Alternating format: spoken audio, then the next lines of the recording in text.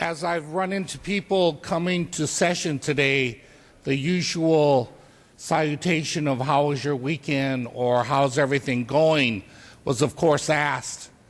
And as this weekend unfolded after Friday, it's been sort of strange, to be very candid and frank. I mean, I did keep track of who made the big dance in the NCAA tournament from local basketball teams. I did watch a movie with my wife, but one eye was always on television as I looked at the catastrophe in Japan unfold. I'm a fourth generation Japanese American, like my good friend Mariko Yamada, third and fourth generation as well. We are considerably removed from our experience from Japan. When on the Board of Education, I remember I had an invitation to meet the Emperor of Japan, and I thought, hey, this is pretty big stuff, and I said, I'm going to bring my mother. She'll really know her son has arrived because he's going to go have lunch with the Emperor of Japan. And I asked my mom to come with me, and she said, well, I don't know because the Emperor doesn't mean anything to me. I'm Japanese American. And for me, it's been an interesting process of dealing with that being American, but having Japanese ethnicity as a part of my life. I mean, I remember when we talked about World War II, I would always sort of feel badly when we discussed the bombing of Pearl Harbor and wanting to tell people I wasn't there, I didn't do it.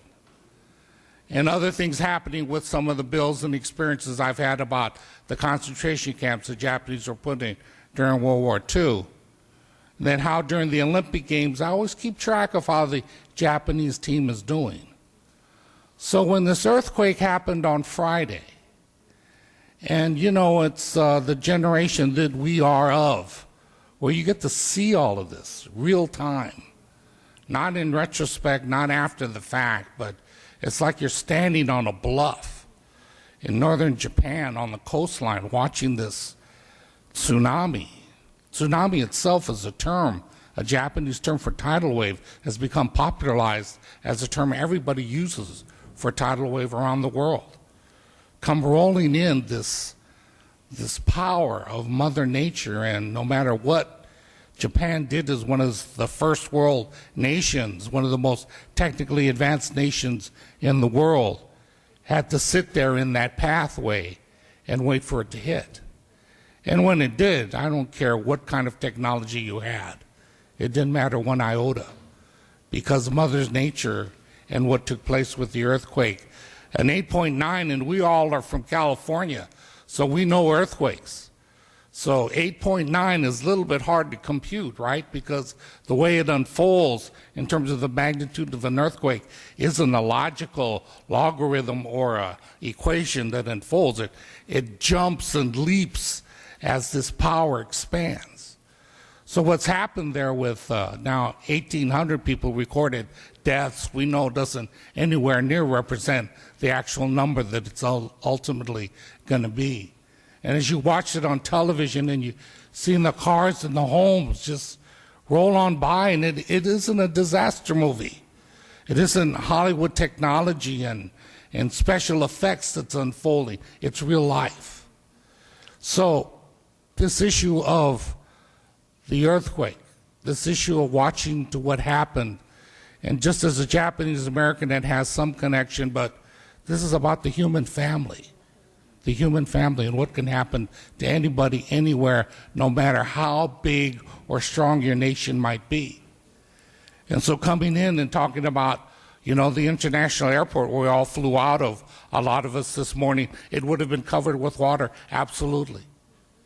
These kinds of things that touch us as members of the human family really have something to be said relative to our body, the legislature. Because what can we do to help?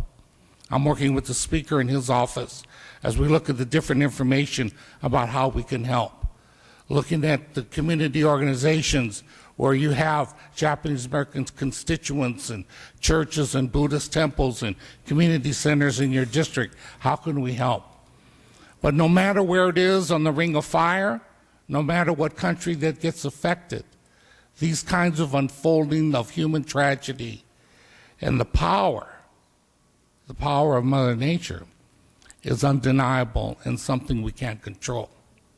So out of our control, to a certain extent, to a large extent, we still can do something about it. So we're working with the Speaker's office for ways all of us in the legislature can have information available that we can share with our constituents, share with others that are asking how can they help as we reach out to our sisters and brothers in Japan during this very dark time and very difficult time.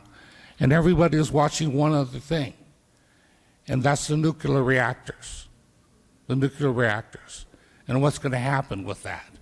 And it's going to be a statement about the future ultimately in terms of nuclear power, much of which we're going to have to learn from and deal with as we look at these issues of how we're going to deal with energy for our future. So I know we have others to speak, but Mr. Speaker, after they do, I would like to ask for a moment of silence.